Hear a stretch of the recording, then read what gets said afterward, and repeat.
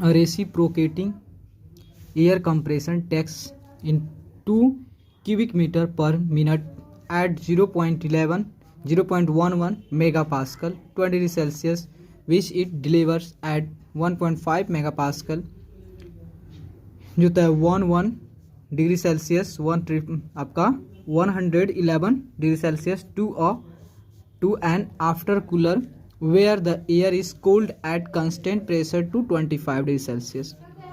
The power absorbed by the compressor is 4.15 kilowatt. Determine the heat transfer in the compressor and the pump state your assumption. देखो question कर रहा है कि आपका ये क्या है, आपका कंप्रेसर है, ठीक है। कंप्रेसर जो होता है, कंप्रेसर को इसमें जो होता है या कंप्रेसर रेसिप्रोकेटिंग एयर कंप्रेसर जो कि एयर कंप्रेस कर और एयर इसमें जा रहा है। आपको सपोज मान लो इसको 1 सेक्शन मान रहा हूँ। इस पर जो वॉल्यूम फ्लो रेट है एयर की वो आपका कितना है, वॉल्यूम फ्लो रेट जो था आपका 2 क्यूबिक मीटर पर मिनट है।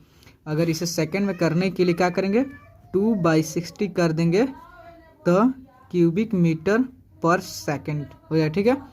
और इसमें जो प्रेशर है वो प्रेशर कितना है आपका, प्रेशर जो होता है P1 कितना है आपका जो होता है 0.11 मेगा पास्कल, लेकिन किलो पास्कल लाना है। तो इसको क्या करेंगे, तो आपको 0.11 इंटू 10⁻³ कर देंगे तो आपका क्या हो जाएगा, किलो पास्कल हो जाएगा, ठीक है।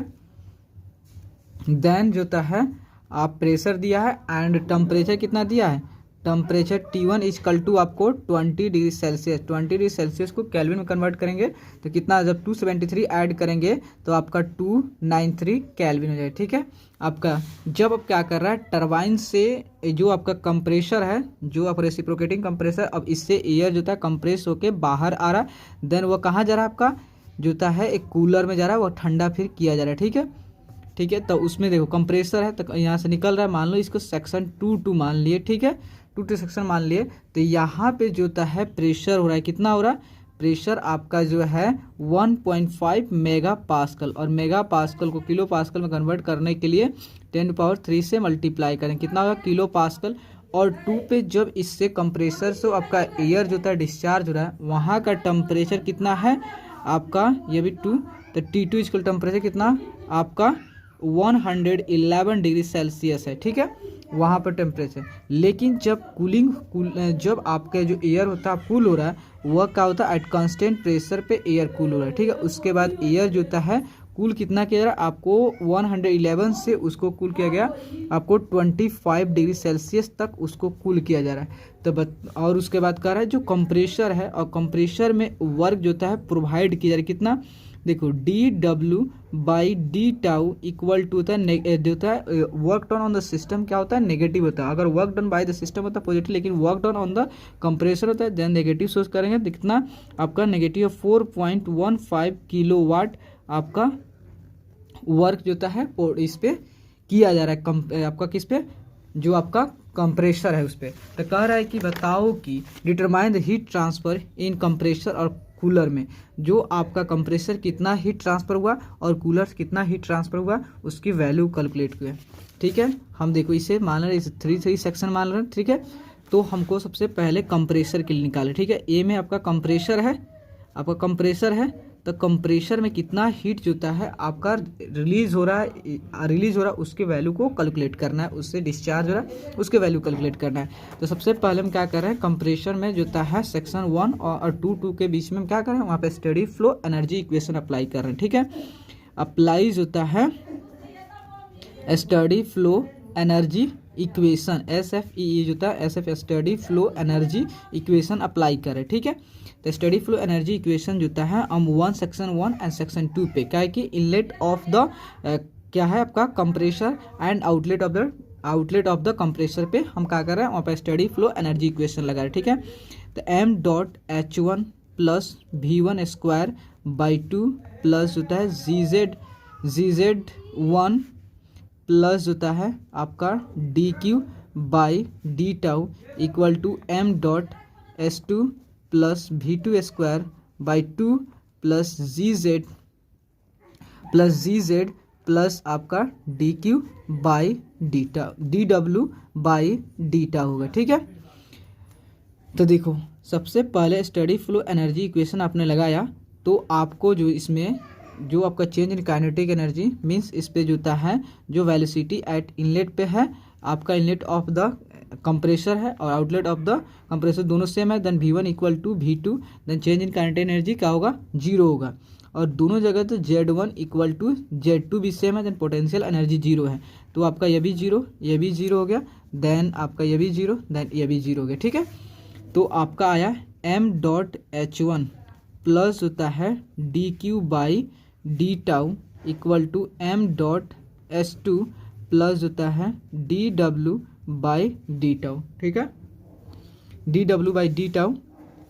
उसके बाद जो होता है आपका, अगर हम चाह रहे हैं डी क्यू बाई जो होता है आपको क्या निकला, डी टाउ निकालना है, तो m.S2 minus of m.H1 plus जो होता है d W by d tau.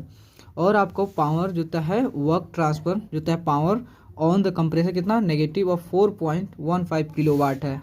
ठीक है, और यहाँ पे जो होता है देखो आपका D Q by d tau equal to mass fluid का अंदर करते हैं S2 माइनस H1, और आपका कितना दिया है, नेगेटिव ऑफ 4.15 दिया है, 4.15 दिया है किलोवाट दिया। डी क्यू बाई जो होता है d tau equal to mass flow rate, and देखो H इक्वल टू क्या होता है CP into t, then H1 equal to CP into T1 और S2 equal to CP into T2 होता है।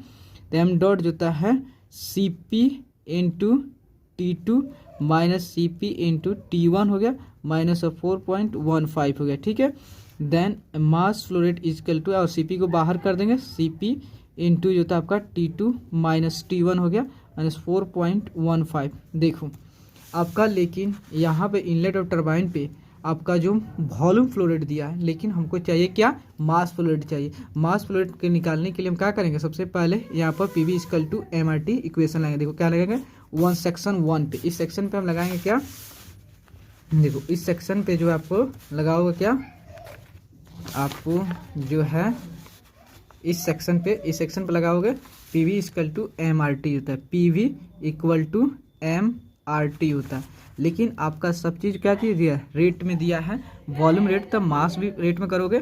तो यहाँ पे इनलेट ऑफ द प्रेशर कितना दिया आपका 0.1 mega pascal, then kilo pascal में कन्वर्ट 10³ से मल्टीप्लाई हुआ है। ठीक है, तो आपका प्रेशर जो 0.11 इंटू 10³ इंटू वॉल्यूम रेट कितना 2, लेकिन आपका जो क्या है 2 क्यूबिक मीटर पर मिनट है, लेकिन हमको सेकंड में कन्वर्ट के लिए देन बाई 60 से आप डिवाइड करके, क्योंकि मिनट अगर मिनट में दिया, मिनट को सेकंड में कन्वर्ट करने का 60 से मल्टीप्लाई, तो नीचे मिनट है इसलिए मिनट से डिवाइड किया गया, equal to m dot R की वैल्यू कितना होता है आपका 0.287, ये ऑलरेडी यूनिवर्सल कांस्टेंट है। और टेम्परेचर देखो, और टेम्परेचर कितना है यहाँ पे आपका 20 degree celsius at the inlet of the compressor. Then temperature कितना होगा जब इसमें 273 ऐड करोगे और वह केल्विन में कन्वर्ट होगा कितना 293 केल्विन होगा, तो 293 केल्विन होगा। ओके, 293 केल्विन, तो आपका देखो 0.11 इंटू 10³ इंटू 2 बाई जो होता है 60 इंटू जो होता है 0.287 इंटू 293। ओके, मास फ्लो रेट। ठीक है, देन आप इस वैल्यू को सॉल्व करोगे तो आपका मास फ्लो रेट की वैल्यू जो निकल के आएगी कितना आएगा आपका 0.0436 जो होता है किलो जूल पर सेकेंड होगा, केजी पर सेकेंड होगा। मास फ्लो रेट कितना होगा आपका, केजी पर सेकेंड मास फ्लो रेट होगा। ओके, जब आपका मास फ्लो रेट निकल गया देन मास फ्लो रेट की वैल्यू को पुट करते हैं। ठीक है, तो आपका मास फ्लो रेट होगा 0.0436 और CP ऑफ द एयर क्या होता है आपका होता है 1.005 होता है। ठीक है, इंटू T2 देखो, तो यहाँ पे टेम्परेचर कितना आपका T2 है 111 डिग्री सेल्सियस है at the exit of the compressor. ठीक है, देन T2 का आपका, क्योंकि आपको केल्विन में रखें या डिग्री में सेल्सियस में रखें, बट अगर उसका डिफरेंस निकाला तो दोनों केस में आपका क्या होगा सेम आएगा, तो माइनस। और T1 टेम्परेचर कितना आपका 20 degree celsius. Okay, 20 degree celsius, then आपका 0.0, ये क्या आपका DQ बाई डी टाउ, ये भी आपका DQ by d tau and also DQ by d tau. Okay, then आपका 0.436 इंटू 1.005 इंटू जो होता है कितना होता है आपका 91 होगा, ठीक है 91 होगा, ठीक है, इंटू जो होता है आप 4.15 माइनस 4.15, जब इस सबको मल्टीप्लाई करेंगे, देखो d Q by d tau, okay, then आप सबको मल्टीप्लाई करोगे इसको तो आपका वैल्यू आएगा कितना 3.987 minus 4.15, then d q equal to जो होता है d Q by d tau equal to आपका निकल के कितना आएगा negative of 0.16 kilo joule per second आएगा। मीन्स नेगेटिव साइन बता रहा है कि आपका जो होता है कंप्रेसर से हीट क्या हो रहा है, रिलीज हो रहा है, मतलब जो आपका कंप्रेसर से हीट जो होता है सरेंडिंग में जा रहा है, ठीक है, इस सिस्टम से रिलीज हो रहा है। अब सेकेंड में हम क्या करना है, सेकेंड में अब आपको यहाँ से इसमें हीट ट्रांसफर निकालना है, रेट ऑफ हीट ट्रांसफर निकालना है कूलर के लिए। देखो अब हम कहाँ स्टडी फ्लो एनर्जी जो होता है फिर अप्लाई करेंगे, अप्लाई स्टडी, आपका स्टडी फ्लो क्या, आपका steady flow SF steady flow energy equation apply करेंगे फॉर आपका सेक्शन जो होता है ये 2 एंड 3 के बीच में, ठीक है। तो इसमें भी स्टडी फ्लो एनर्जी इक्वेशन लगाओ, देखो m डॉट इनटू जो होता है H2 प्लस V2, देखो सॉरी यहाँ पे जो था आपका 2 था ना, लेकिन आपको किलो जूल में सबका आंसर चाहिए था, देन आप 2000 से मल्टीप्लाई करते, ठीक है।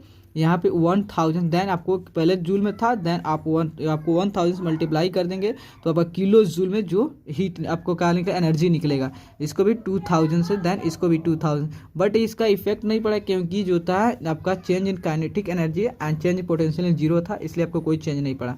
लेकिन उसका चेंज पड़ता अगर जो था अगर काइनेटिक एंड पोटेंशियल एनर्जी 0 नहीं होता तो, ठीक है। अब सेकंड चलते हैं हम आपका जो होता है कहाँ पर, कूलर पे तो देखो इस पे लगाते हैं तो V2 square by 2 plus GZ2, उसके बाद जो था आपका क्या होगा DQ by d tau equal to m dot, अब देखो सेक्शन 3 पे लगा रहा है, सेक्शन 3 पे यहाँ पे लगा रहा है m dot S3 plus V3 का square by 2 plus GZ3 plus होता है आपका DW बाई डी टाउ। देखो यह आपका जो एनर्जी निकलेगा आपका जूल में आएगा, लेकिन हम किसको किलो जूल में लाना चाहते हैं, देन 1000 से मल्टीप्लाई, ओके, इसके 1000 एंड दिस इज 1000 से 2 से मल्टीप्लाई 2000 एंड 1000, ये आपका क्या हो गया, आपका जो होता है किलो जूल में आपका आंसर आएगा, ठीक है, किलो जूल पर केजी के लिए। तो देन मास फ्लो रेट जो होता है